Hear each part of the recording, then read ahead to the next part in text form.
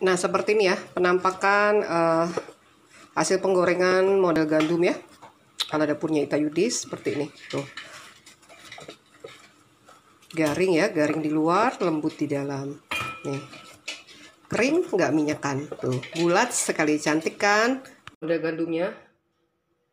Hasilnya setelah kita goreng ya, dia bentuknya bulat, cantik ya, kering, terus udah garing sekali seperti ini ya.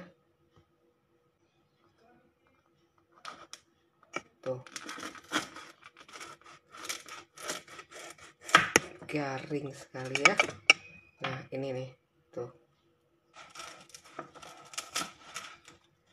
Nanti disiram dengan kuah yang hangat ya. Dia tidak cepat melempem dan tetap garing ya.